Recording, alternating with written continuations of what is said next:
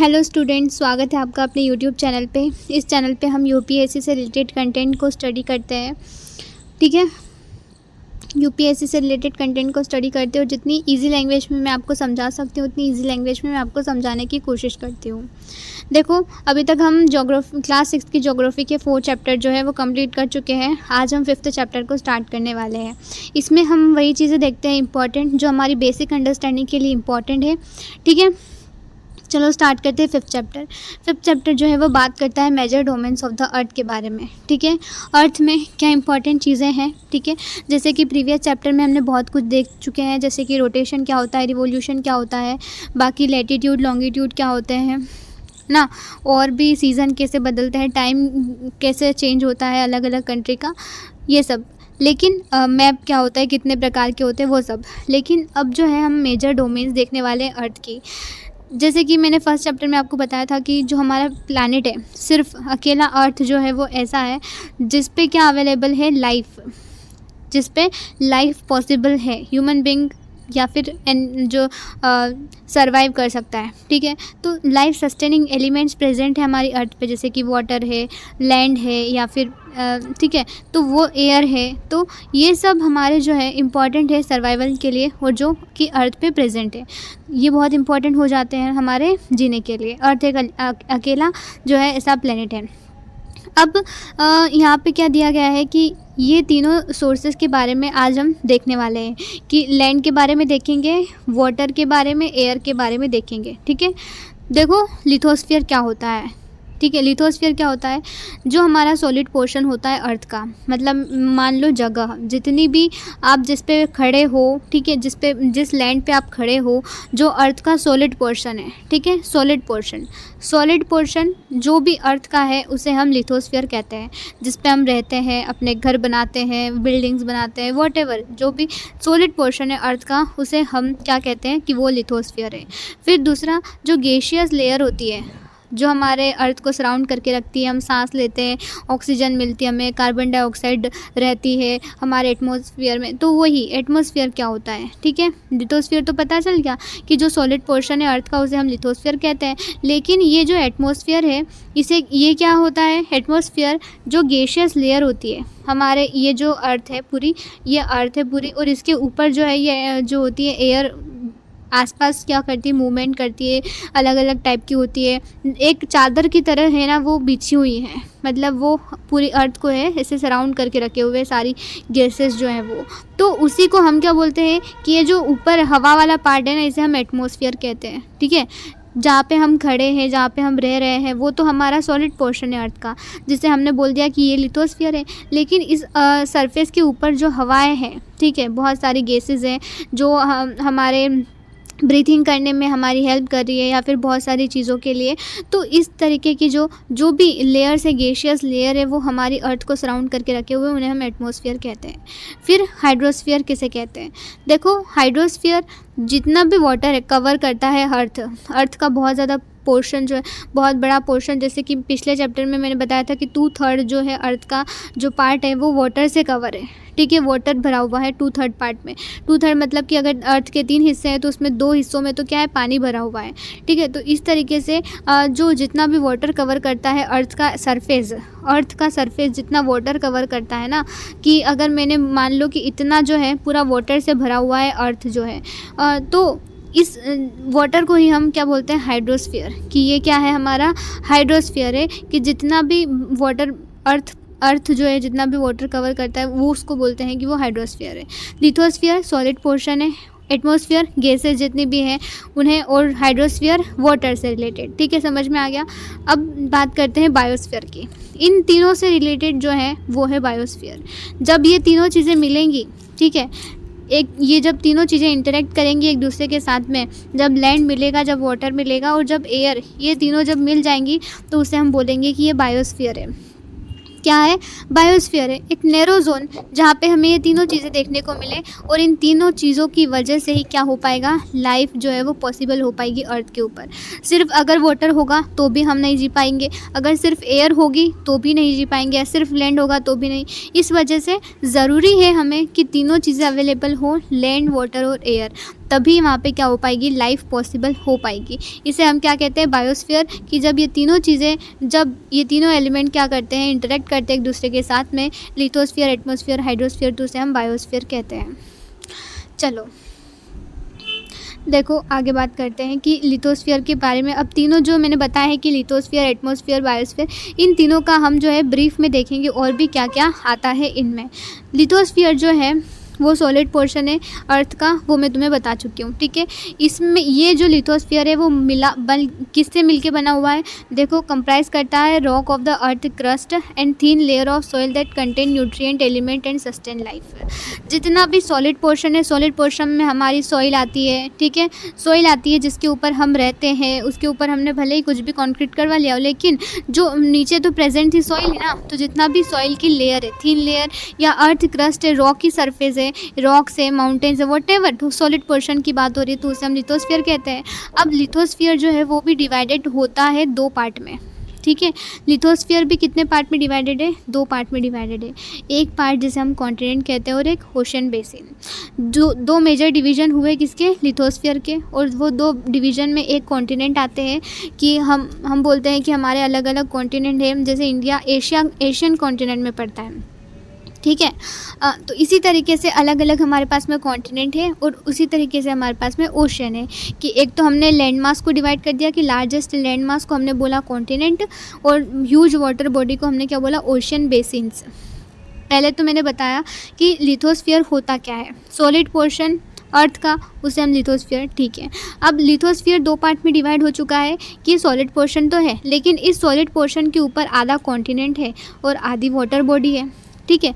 कि आधा तो वो पानी से भरा हुआ है सॉलिड पोर्शन, और आधा ऐसी जगह है जहाँ पे लोग रह रहे हैं, या फिर कुछ हार्ड सरफेस है वो, ठीक है, लैंड मास है वो बड़ा सा, और एक बड़ी सी वाटर बॉडी है।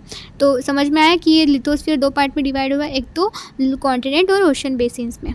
अब ये यहाँ पे एक इन्फॉर्मेशन है इम्पॉर्टेंट कि जो एलिवेशन होता है लैंड का वो मेज़र किया जाता है सी लेवल से। सी लेवल से मतलब कि अगर ये मेरा पानी भरा हुआ है यहाँ तक, ये ओशन समझ लेते हैं, और यहाँ से मेरा लैंड जो है वो स्टार्ट हो चुका है, ठीक है। यहाँ से लैंड स्टार्ट हो गया है, यहाँ से लैंड स्टार्ट हो गया है, यहाँ पे पूरा पानी भरा हुआ है, ठीक है। तो अब मुझे अगर किसी भी चीज़ की हाइट नापनी हो कि अगर मैं माउंटेन की अगर मुझे हाइट को मेज़र करना है कि वो कितना बड़ा, कितना ऊँचा हाईएस्ट पीक है उस माउंटेन की, तो मैं किस तरीके से जो है उसको मेज़र करूँगी, तो उसको मेज़र किया जाता है सी लेवल की हाइट से। कि यहाँ से जो है हमको मेज़र करेंगे सी लेवल, जहाँ से जितनी सी लेवल की हाइट होगी ना, वहाँ से उसको मानते हैं 0, और 0 से जितना भी ऊपर जाता है उससे हाइट मेज़र की जाती है। सी लेवल हमारा क्या है, बेस लेवल है, यहाँ से हम हाइट मेज़र करते हैं किसी भी चीज़ की।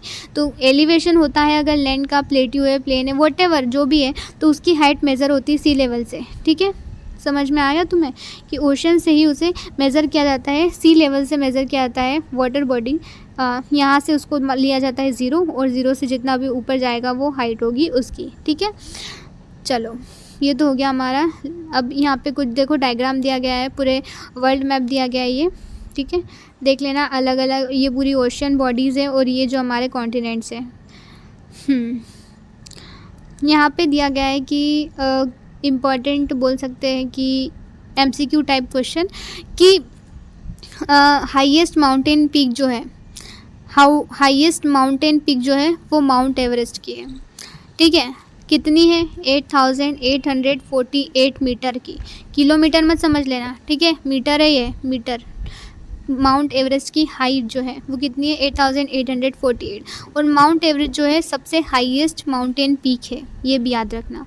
दूसरा, ये तो हाइट की बात हो गई। अब डेप्थ जो है कि हमने बोला कि जितना एलिवेशन होता है लैंड का उसको हम सी लेवल से मेज़र करते हैं, इसी तरीके से जो डेप्थ होती है, ठीक है, तो उसको भी हम सी लेवल से मेज़र करते हैं।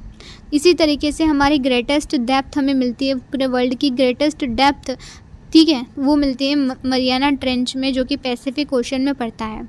ये सब ओशन की बात करेंगे, कौन कौन से ओशन है हमारे पास में, लेकिन देखो इतना याद रखना कि जो मरियाना ट्रेंच है वो उसकी ग्रेटेस्ट डेप्थ है पूरे वर्ल्ड में, और उसकी जो बोल सकते हैं डेप्थ है वो कितनी है, माउंट एवरेस्ट से भी ज़्यादा, 11,022 मीटर। ये भी मीटर में है, नॉट इन किलोमीटर, ठीक है।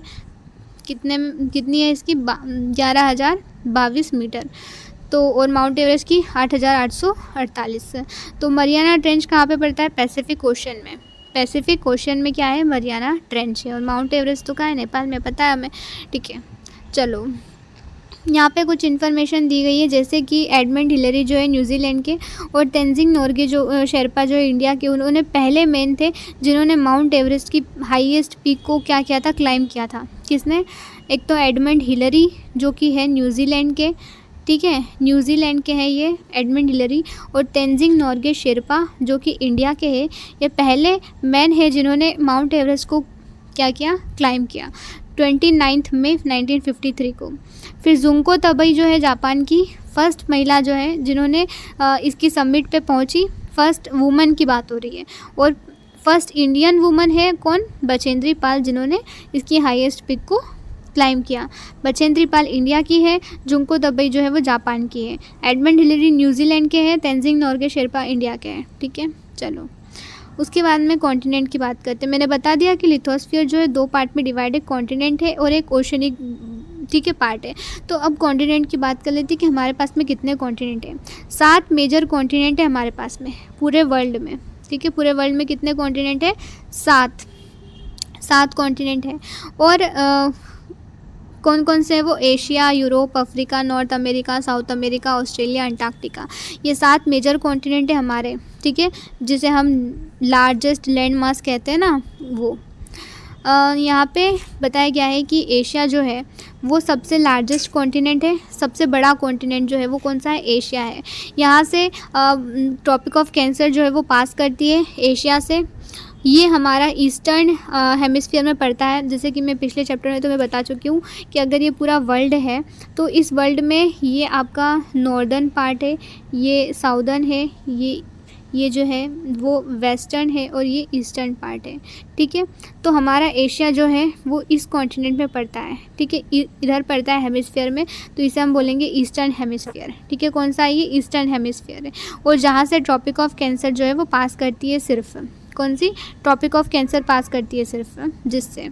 और यूरल माउंटेन जो है वो पड़ते हैं इसके वेस्ट में। एशिया के वेस्ट में यूरल माउंटेन का एक रेंज है जो हमें यूरोप से अलग करता है। यूरोप दूसरा कॉन्टिनेंट है, और यूरोप से एशिया को अलग करने वाला जो है वो कौन सा है? यूरल माउंटेन है।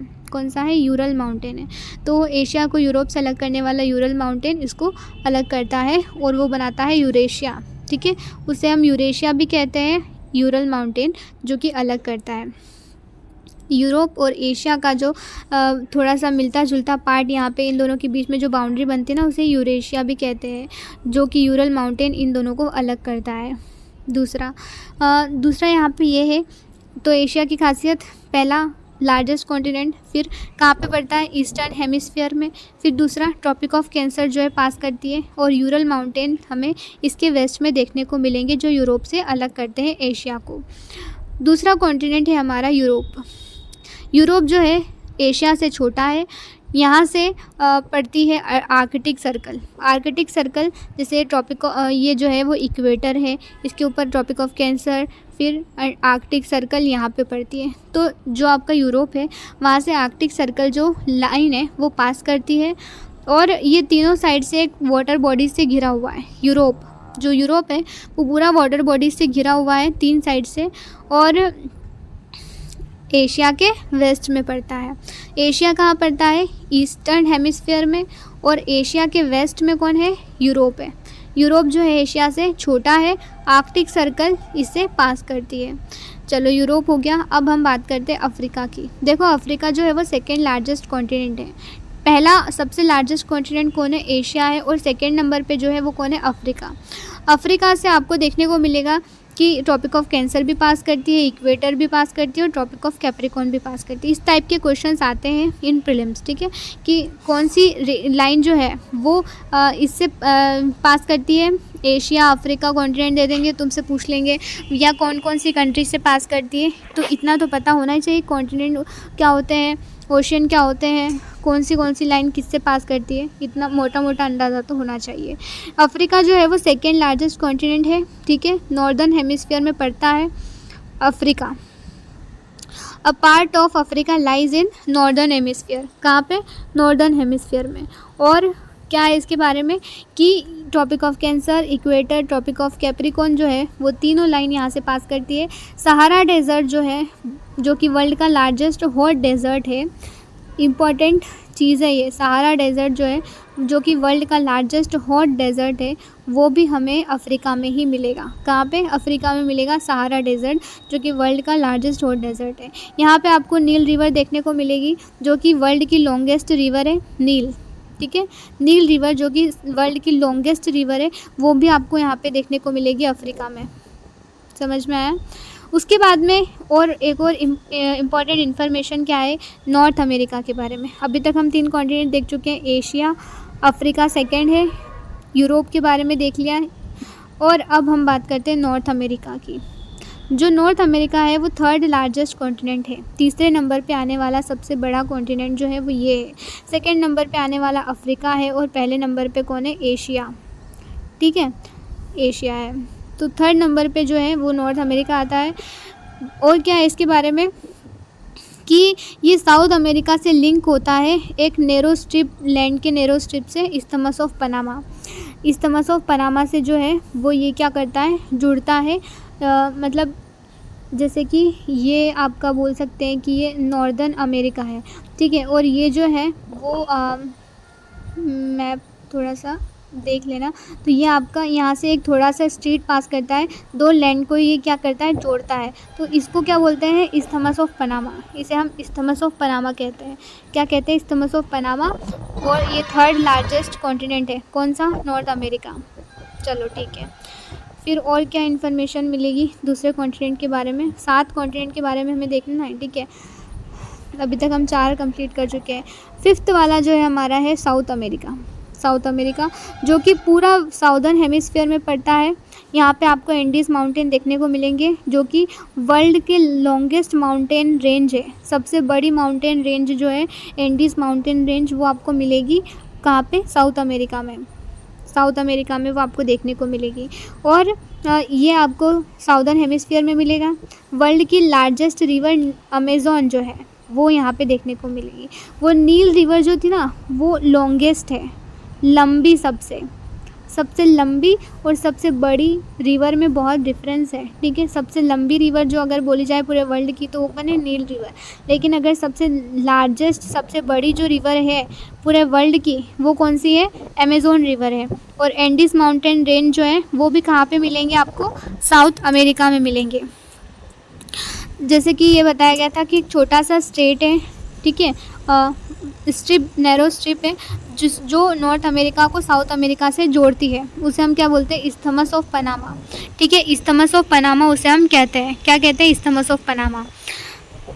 जो 2 लैंडमास को जोड़ती है, जो 2 लैंडमास को जोड़ती है उसे हम क्या बोलते हैं? इस्थमस। और उसका नाम है उस जगह का पनामा, तो इसलिए बोलते हैं इस्थमस ऑफ पनामा। ठीक है, साउथ अमेरिका की बात हो गई, ये साउदर्न हेमिस्फीयर में है। एंडीज़ माउंटेन और लार्जेस्ट रिवर जो है अमेज़न यहाँ पे देखने को मिलेगी। अब दूसरा जो हमारा कॉन्टिनेंट है वो कौन सा है? ऑस्ट्रेलिया। ऑस्ट्रेलिया के बारे में क्या इंपॉर्टेंट है कि ये सबसे स्मॉलेस्ट कॉन्टिनेंट है, जो पूरा साउदर्न हेमिस्फीयर में पड़ता है, और इसे हम आइसलैंड कॉन्टिनेंट भी कहते हैं। ठीक है, ऑस्ट्रेलिया के बारे में क्या है कि ये स्मॉलेस्ट है सबसे, ये साउदर्न हेमिस्फीयर में पड़ता है, और ये जो है इसको आइसलैंड कॉन्टिनेंट भी कहते हैं। ठीक है, क्योंकि चारों तरफ से ये जो पानी से घिरा हुआ है, ठीक है, आइसलैंड की तरह, तो इसी वजह से इसको आइसलैंड कॉन्टिनेंट भी कहते हैं। ठीक है, आइसलैंड इसलिए नहीं क्योंकि बहुत बड़ा पार्ट है ये। एक आइसलैंड जो होता है छोटा होता है, लेकिन ये कॉन्टिनेंट कहा गया है क्योंकि बहुत बड़ा है। ठीक है, आइसलैंड इस वजह से ताकि आसपास पूरी तरह वाटर बॉडी से घिरा हुआ है चारों तरफ से। अंटार्कटिका के बारे में देख लेते हैं, लास्ट हमारा जो है वो अंटार्कटिका। ये भी पूरा कम्प्लीटली साउदर्न हेमिस्फीयर में पड़ता है, पूरा बड़ा कॉन्टिनेंट है, लेकिन यहाँ पे कोई भी ह्यूमन सेटलमेंट नहीं है। कोई भी ह्यूमन सेटलमेंट नहीं है, पूरा बर्फ़ से ढका हुआ है, पोलर रीजन में है, साउथ के पोलर रीजन में पड़ता है, पूरा ह्यूमन सेटलमेंट नहीं है, पूरा बर्फ़ से ढका हुआ आइस शीट से, यहाँ पे कोई भी ह्यूमन सेटलमेंट नहीं है। बट एक चीज़ कि यहाँ पे बहुत सारी कंट्रीज़ जो हैं उनके रिसर्च स्टेशन है अंटार्कटिका में। रिसर्च स्टेशन, ठीक है।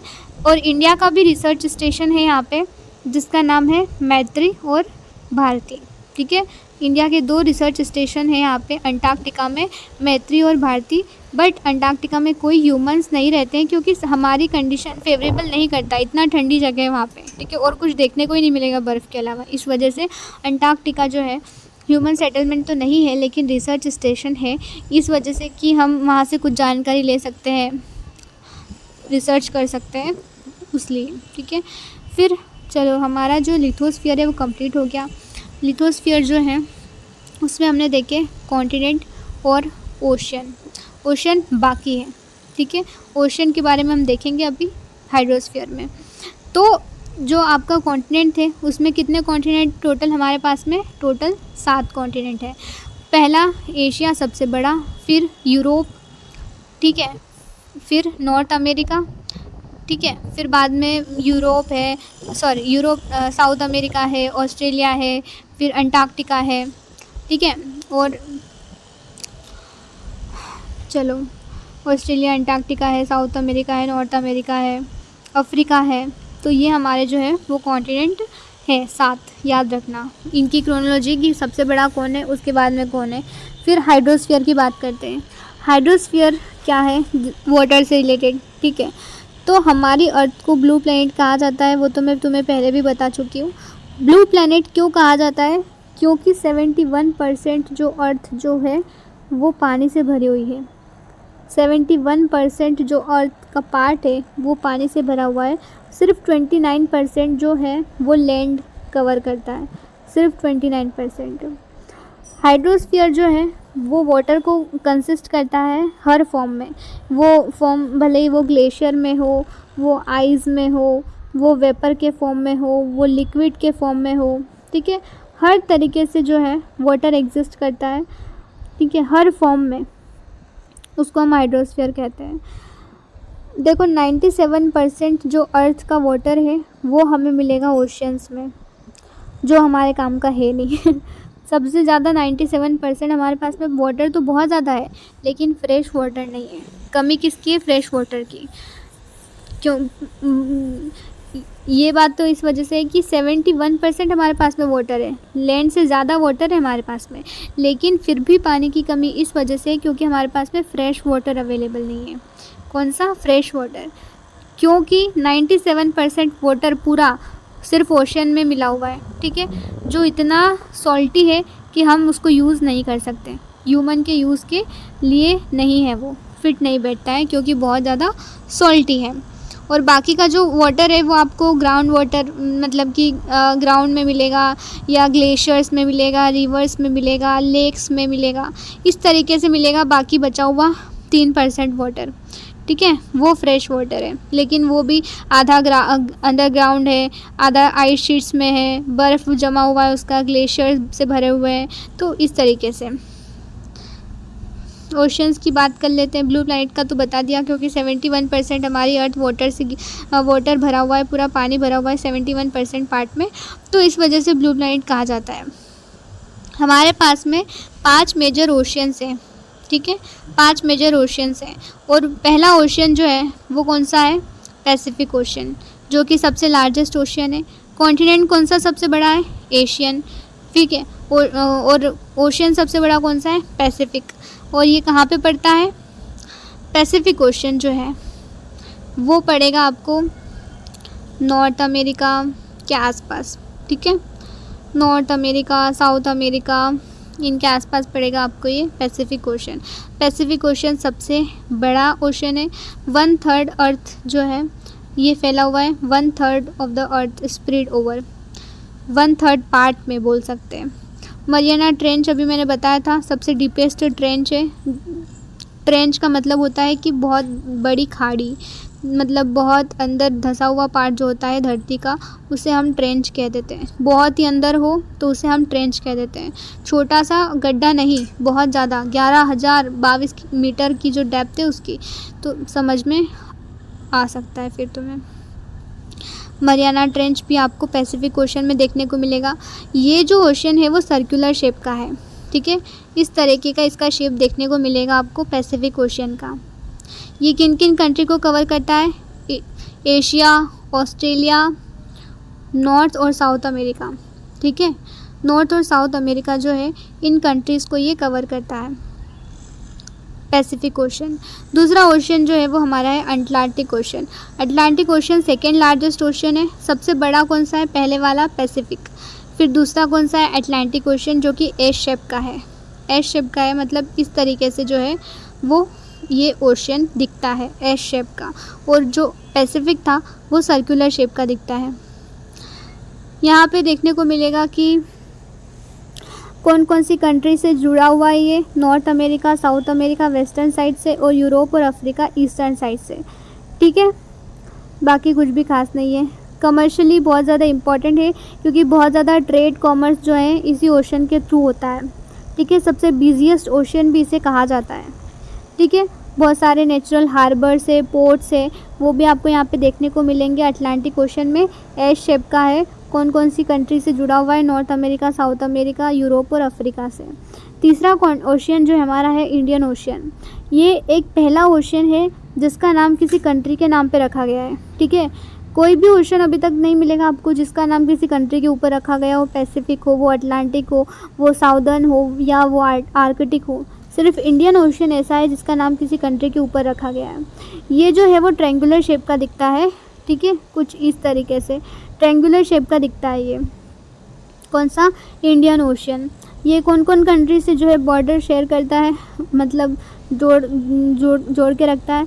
जैसे कि एशिया, अफ्रीका और ऑस्ट्रेलिया, इन तीन जो है कॉन्टिनेंट से ये जुड़ा हुआ है इंडियन ओशन। ठीक है, इंडियन ओशन। अब साउदर्न ओशन की बात करूँ तो साउदर्न ओशन जो है वो हमारा जो है किससे जुड़ा हुआ है? अंटार्कटिक कॉन्टिनेंट से। अंटार्कटिका कॉन्टिनेंट जो है उससे जुड़ा हुआ है साउदर्न ओशन। फिर दूसरा हमारा है आर्कटिक ओशन। आर्कटिक ओशन जो है आर्कटिक सर्कल में जुड़ा हुआ है। यहाँ पे आपको बेरिंग स्ट्रेट देखने को मिलेगा, शैलो वाटर बॉडी। ठीक है, it is bound by north coast of North America और यूरोप। ये फिफ्थ वाला जो ओशन है आर्कटिक ओशन, ये किससे जुड़ा हुआ है? यूरेशिया और नॉर्थ अमेरिका से। यूरेशिया और नॉर्थ अमेरिका से। और यहाँ पे बेरिंग स्ट्रेट भी आपको देखने को मिलेगा, जो कि एक shallow water stretch of shallow water जो है वो है बेरिंग स्ट्रेट, वो भी यहाँ पे देखने को मिलेगा। चलो, हमारा हो गया lithosphere complete, hydrosphere complete. Now we are moving to the atmosphere. Atmosphere क्या होता है? जितनी भी लेयर है गैसेस की हमारे अर्थ के ऊपर, ठीक है, उसे हम एटमॉस्फेयर कहते हैं। ठीक है, एक थिन ब्लैंकेट है एयर का हमारे अर्थ के ऊपर, ब्लैंकेट, एयर का ब्लैंकेट, तो उसे हम क्या कहते हैं? एटमॉस्फेयर कहते हैं। इसकी ये जो एटमॉस्फेयर एग्जिस्ट करता है 1600 किलोमीटर तक की हाइट पे। 1600 किलोमीटर तक की हाइट पे तक ये एटमॉस्फेयर जो है वो एग्जिस्ट करता है। 1600 किलोमीटर तक हमें 5 लेयर्स मिलती है अलग अलग कंपोजिशन की। वो बेस्ड है कि उसका अलग अलग टेम्परेचर, हर लेयर का अलग कंपोजिशन, अलग टेम्परेचर, अलग प्रॉपर्टी होगी उसकी। ठीक है, जैसे कि मैं बताती हूँ यहाँ पे ट्रोपोस्फियर, फिर स्ट्रेटोस्फियर, मीजोस्फियर, थर्मोस्फियर और फिर एक्सोस्फियर आखिरी में। ठीक है, तो ये कहाँ तक है? पूरा 1600 किलोमीटर तक है। ये पूरा जो है हाइड्रोस्फियर है, सॉरी एटमॉस्फेयर है, जिसकी कितनी 5 लेयर है गैसेस की, अलग अलग कंपोजिशन, सबका अलग अलग टेम्परेचर, उसके हिसाब से डिवाइडेड है 5 लेयर्स में। हमारा जो एटमॉस्फेयर है वो सबसे नीचे जो है पड़ता है ट्रोपोस्फियर। ट्रोपोस्फियर जो है वहाँ पे सारी एक्टिविटीज़ होती हैं, जैसे कि बारिश, जो कि प्लेन्स जो है यहीं से फ्लाई करता है, और जितनी भी हमारी एक्टिविटीज़ होती हैं सीज़न, जैसे बारिश वगैरह होना, वो सब एक्टिविटीज़ यहीं पे होती है ट्रोपोस्फियर में। फिर स्ट्रेटोस्फियर है उसके ऊपर, फिर उसके ऊपर मीजोस्फियर है, उसके ऊपर थर्मोस्फियर है, लास्ट एक्सोस्फियर है। एक्सोस्फियर के बाद हम यूनिवर्स में एंट्री कर जाते हैं। ठीक है, तो 5 लेयर समझ में आ गई कौन कौन सी है? ट्रोपोस्फियर, स्ट्रेटोस्फियर, मीजोस्फियर, एक थर्मोस्फियर और एक्सोस्फियर। बाकी में जो हमारा एटमॉस्फेयर है वहाँ पे सबसे ज़्यादा हमारे पास में नाइट्रोजन प्रेजेंट है। 78% हमारे पास में नाइट्रोजन है एटमॉस्फेयर में। 21% ऑक्सीजन है और बाकी 1% दूसरी गैसेस जैसे कि कार्बन डाइऑक्साइड, ऑर्गन और 1% बाकी दूसरी गैसेस, ठीक है। और कार्बन डाइऑक्साइड, ऑर्गन वगैरह वगैरह अलग गैसेस जो है वो। तो सबसे ज़्यादा एटमॉस्फेयर में नाइट्रोजन प्रेजेंट है 78%, उसके बाद में 21% ऑक्सीजन और 1% दूसरी गैसेस, ठीक है। 1% जो है वो दूसरी गैसेस। ये तो चलो। अब कार्बन डाइऑक्साइड जो है उसको हम कहते हैं कि ये बुरी होती है। क्यों होती है? ऑक्सीजन कहते हैं कि वो अच्छी होती है, और नाइट्रोजन जो है वो भी ठीक ठाक है, लेकिन carbon dioxide is a bad. क्यों? ऑक्सीजन इस वजह से क्योंकि जिससे हमें सांस लेने में हेल्प मिलती है, ठीक है, इस वजह से। फिर नाइट्रोजन जो है वो भी अच्छी है क्योंकि वो प्लांट को ग्रो करने में, लिविंग ऑर्गेनिज्म की ग्रोथ के लिए वो भी अच्छी होती है नाइट्रोजन भी। कार्बन डाइऑक्साइड जो है वो भी अच्छी होती है इन द सेंस कि वो क्या करती है कि जितनी भी हीट जो सन की रेज़ आती हैं हमारी अर्थ के ऊपर, उनको अपने अंदर ट्रैप कर लेती है, ठीक है, उनको बाहर नहीं जाने देती, ताकि हमारी अर्थ जिससे क्या रहती है, वार्म रहती है, गर्म रहती है। इस वजह से हमारी अर्थ जो है वो जमती नहीं है, बर्फ़ नहीं जमती उसके ऊपर पूरी। नहीं तो अगर हमारे पास में कार्बन डाइऑक्साइड नहीं होती तो क्या हो जाता, पूरी अर्थ जो है अभी तक पूरी आइस शीट से कवर हो जाती। तो इस वजह से कार्बन डाइऑक्साइड जो है वो इम्पॉर्टेंट है, क्योंकि वो क्या करती है कि जितनी भी सन की रेज़ आती है हमारे अर्थ के ऊपर, वो उनको इंट्रैप कर लेती है, ठीक है, ट्रैप कर लेती है अपने अंदर। फिर चलो आगे बात करते हैं। एक इम्पॉर्टेंट कॉन्सेप्ट है यहाँ पे कि जैसे जैसे हम ऊपर जाते हैं, जैसे जैसे हाइट बढ़ती है एटमॉस्फेयर में, जैसे जैसे हम ऊपर जाते हैं अलग अलग लेयर बदलती है, तो उसके साथ में क्या होता है कि एयर की डेंसिटी भी अलग, उसमें भी डिफरेंस आता है। और क्या होता है कि जैसे जैसे हम ऊपर जाते हैं तो ऑक्सीजन का लेवल कम होने लगता है, ठीक है, जो हमारे सर्वाइवल के लिए इम्पोर्टेंट है ऑक्सीजन, हमारे सर्वाइवल के लिए इम्पोर्टेंट है ऑक्सीजन। जैसे जैसे हाइट बढ़ती है तो क्या होता है, प्रेशर्स जो है वो डिक्रीज़ होने लगता है। एयर प्रेशर जो है वो, एयर प्रेशर डिक्रीज़ होने का मतलब है कि प्रेशर अगर ज़्यादा है एयर का तो वहाँ पे बहुत ज़्यादा गैसेस जो हैं वो प्रेजेंट रहेंगी। प्रेशर अगर कम हो गया तो अब वो क्या है, बाउंड नहीं है एक दूसरे के साथ पे, तो वो फ्रीली घूम रही है इधर उधर, ठीक है। तो अब वो बहुत ज़्यादा जगह में क्या हुआ है, फैली हुई है, तो यहाँ पे बहुत मुश्किल होती है सांस लेने में। इस वजह से जो क्लाइंबर्स होते हैं, जो माउंटेन पे चढ़ते हैं या ऊंची ऊंची हाइट पे जो लोग जाते हैं, वहाँ पे उनको ब्रीथिंग प्रॉब्लम होने लगती है, क्योंकि डेंसिटी जो है एयर की वहाँ पे कम होने लगती है, डेंसिटी कम होने लगती है, प्रेशर कम होने लगता है जैसे जैसे हम हाइट पे जाते हैं। तो air moves from high pressure से लो प्रेशर, ये भी बहुत इंपॉर्टेंट कॉन्सेप्ट है कि एयर जो है वो हमेशा हाई प्रेशर से लो प्रेशर में मूव करती है। ये कॉन्सेप्ट जो है आपको 9th में मिलेगा, 9th 11th में। बट इतना याद रखना अभी से कि जो एयर जो है वो हमेशा हाई प्रेशर से लो प्रेशर में मूव करती है, हाई प्रेशर से लो प्रेशर जो है उसमें मूव करती है।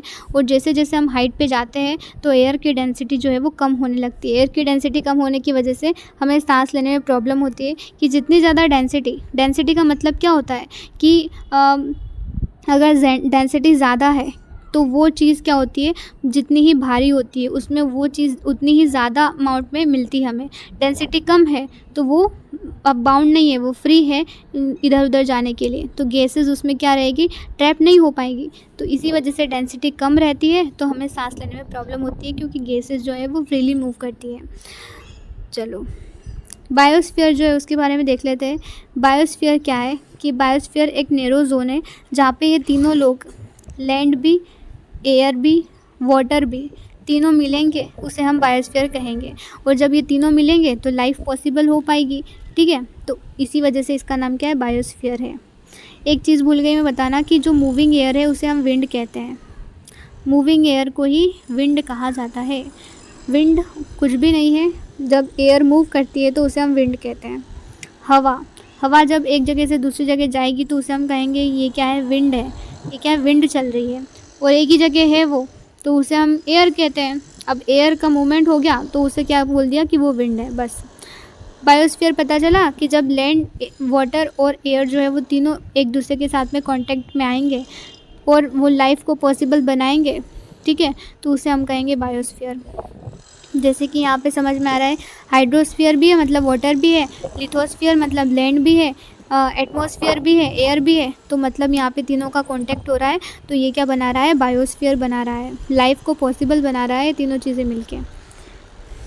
चलो ये चैप्टर ख़त्म हो चुका है, लेकिन कुछ इम्पॉर्टेंट चीज़ें हैं जो हमारी लाइफ में हमें इंक्लूड करनी चाहिए। जैसे कि बायोस्फीयर को भी 2 पार्ट में डिवाइड किया गया है, एनिमल किंगडम और प्लांट किंगडम में, ठीक है।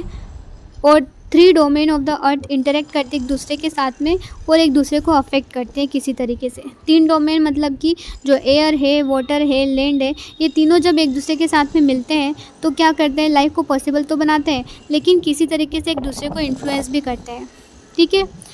इन तीनों में बैलेंस होना बहुत ज़्यादा ज़रूरी है कि अगर हमने क्या कर दिया, लैंड को डिग्रेड कर दिया, लैंड को डिग्रेड कर दिया मतलब कि सोचो मैंने क्या किया कि जितने भी पेड़ है, फॉरेस्ट है, उसको कट करना स्टार्ट कर दिया अपनी नीड को पूरा करने के लिए, क्योंकि फॉरेस्ट से चाहिए हमें ट्रीज़ चाहिए, ट्रीज़ से हमें क्या चाहिए, वुड चाहिए, वुड से हम क्या बनाएंगे, फर्नीचर। तो हमारी जो नीड है उनको फुलफ़िल करने के लिए हम लैंड को क्या कर रहे हैं, ख़राब कर रहे हैं। ख़राब कर रहे हैं किस तरीके से, वहाँ से जितने भी फॉरेस्ट है उनको क्लियर कर रहे हैं, ट्रीज़ को कट कर रहे हैं। जब वो फॉरेस्ट क्लियर हो जाएगा तो वहाँ की जो सॉइल होगी वो आसानी से इरोजन होगा उसका। इरोजन का मतलब होता है कि वो सॉइल जो है वो डिट्रियोट होना लग जाएगी, मतलब वो ख़त्म होने लग जाएगी सॉइल जो है, वहाँ से उसका जो है बोल सकते हैं कि क्या बोल सकते हैं, डिट्रियोरेशन स्टार्ट हो जाएगा। हवा जो है उसको आसानी से एक जगह से मूव कर ले जाएगी। जब ज़्यादा बारिश होगी तो वो सॉइल जो है वहाँ से आसानी से जो है डिस्प्लेस हो जाएगी। इसी वजह से हम क्या कर रहे हैं, लैंड को डिग्रेड कर रहे हैं।